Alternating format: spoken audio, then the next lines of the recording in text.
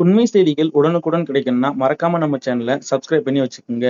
அரசு ஊழியர்களுக்கான ஊக்க ஊதிய உயர்வு ரத்து. கொள்கை முடிவில் தலையிட முடியாது. ஐகோர்ட் அதிரடி தீர்ப்பு.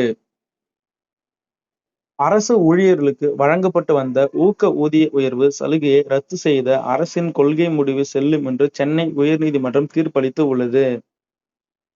தமிழக அரசு துறைகளில் பணியாற்றும் ஊழியர்கள் பலர் தங்களின் பணிக்காலத்தில் கூடுதல் பட்டப்படிப்புகளையோ அல்லது உயர்கல்வியோ முடிக்கும்போது அவர்களுக்கு ஊக்கத்தொகையாக கூடுதல் ஊதிய உயர்வு வழங்கப்பட்டு வந்தது. இதற்கிடையே இந்த ஊக்க ஊதிய உயர்வு திட்டத்தை ரத்து செய்த தமிழக அரசு அதற்கு பதிலாக கூடுதல் கல்வி தகுதி பெறும் ஊழியர்களுக்கு ஒரே முறை மட்டும் வழங்கப்படும் ஒரு தவணை ஊக்கத்தொகை திட்டத்தை புதிய கொள்கையாக அறிமுகப்படுத்தியது. அரசின் இந்த புதிய அரசாணையை எதிர்த்தும் பழையபடி ஊக்க ஊதிய உயர்வையே தொடர வேண்டும் என கோரிக்கையும் பல்வேறு அரசு துறை ஊழியர்கள் தரப்பில் சென்னை உயர்நீதிமன்றத்தில் தொடர் வழக்குகள் தாக்கல் செய்யப்பட்டன. இந்த வழக்குகளை விசாரித்த சென்னை உயர்நீதிமன்ற நீதிபதி எஸ்.எம். சுப்பிரமணியம் மற்றும் கலைமதி ஆகியோர் அடங்கிய அமர்வு விசாரித்து வந்த நிலையில் இன்று முக்கிய தீர்ப்பளித்து உள்ளது.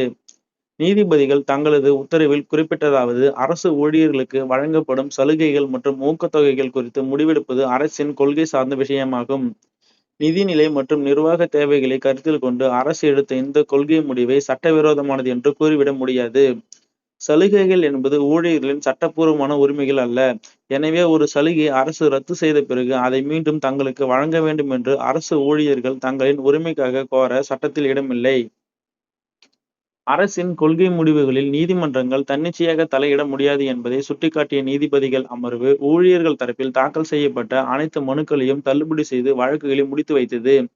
இத்தீர்ப்பு சலுகைகள் என்பது உரிமைகள் அல்ல, அவை அரசின் கொள்கை முடிவுகளுக்கு உட்பட்டவை என்பதை மீண்டும் உறுதிப்படுத்தி உள்ளது.